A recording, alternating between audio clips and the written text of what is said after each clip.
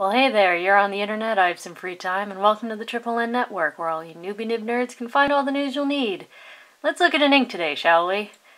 And once again, I'm gonna put my foot in it, because people get really attached to inks, and they have very strong opinions, and this is one of those inks that people have strong opinions about, and yet my experiences and my findings are very different from other people's, so I can only really report in on what I know and what I've seen and what I've experienced, so here we go. Please don't take this personally.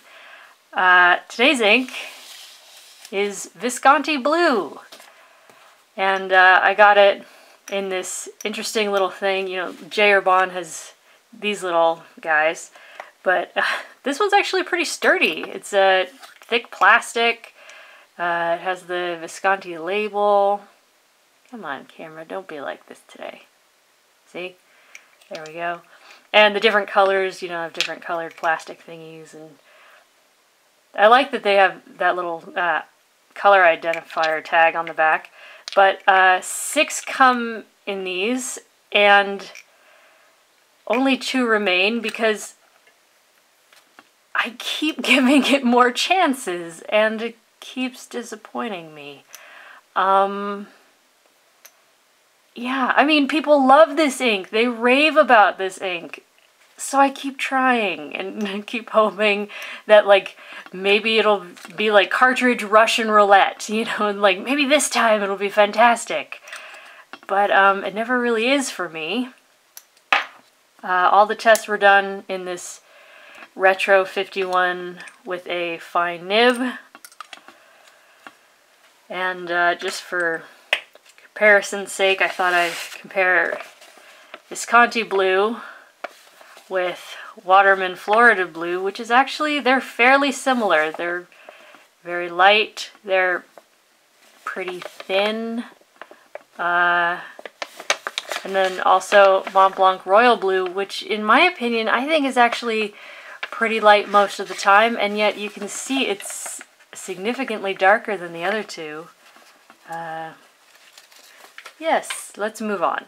Chromatography.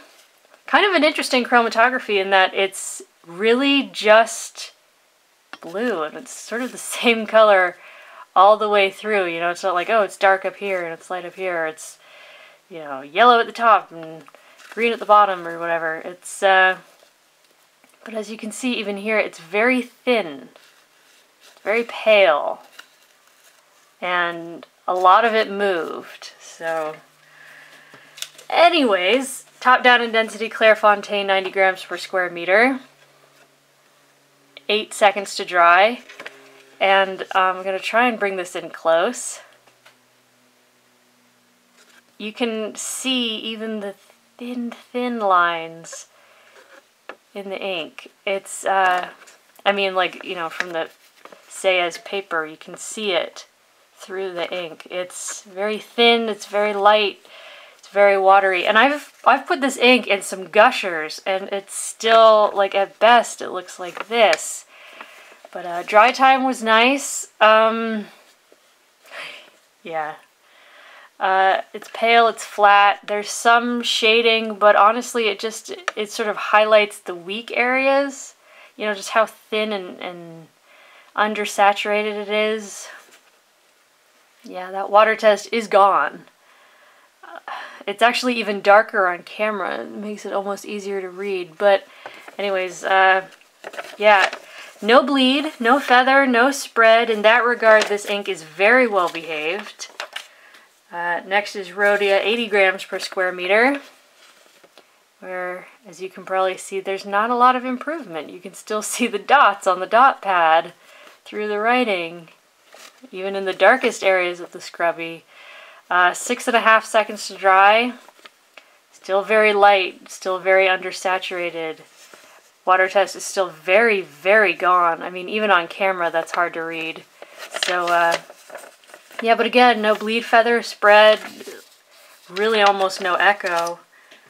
Next is Tomoe River Paper, where it took 8 seconds to dry, which isn't too bad, but I mean, look at how light this ink looks. It looks so pale. I mean, even in the dark area of the scrubby, even at the halo edges, it's just, But yeah, so, yeah, and that water test is gone. I can't read it at all, honestly. But again, no bleed, no feather, no spread. Not a lot of echo, but I think that's partly because it's just so thin. Now I'm going to hang on to this for another second, because here's the 20-pound copier paper, where I said there were wow levels of spread, because I want you to see just how much the line width varied on this absorbent 20-pound copier paper. It got so much more broad. But 3.5 seconds to dry. There's, here we do see bleed and, or sorry, there's almost no bleed, but there is a touch of feathering in spots. It's sort of more of an extreme woolliness. The water test is probably the best we've seen so far. However, that is very light. So, yeah, no bleed. That is nice. That is nice. Next is Mead Notebook Paper, where it took 2 seconds to dry. Camera, come on, really, don't be like this today. Maybe my camera is a Visconti fan and isn't enjoying my review. Yeah, almost no bleed, again, which on this cheapo Mead paper is really kind of impressive. So that impressed me for sure. However, yeah, it feathers and it spreads. It doesn't spread as much as it did on the copier paper, but again, there's some remaining, but it's really light. It's kind of patchy. It didn't explode though, that's nice.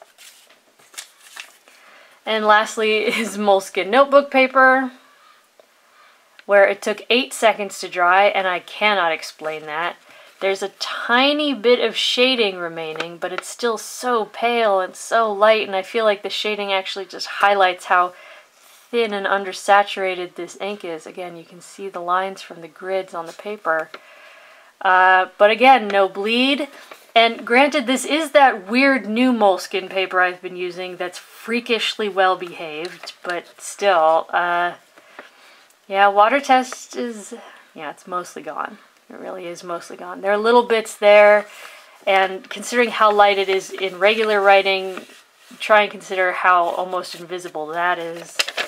But again, no bleed. So, bring on the torches and pitchforks, I guess. I really wanted this blue to be as great as I've heard it was, you know? I mean, Visconti blue, it's one of those things, you know? It's supposed to be bright, vibrant, and cool, and now I'm just sad. Anyways, for your consideration from the Triple N Network, if you liked the video, please give it a thumbs up. If you'd like to see more, please subscribe to the channel, and thanks for watching. Bye.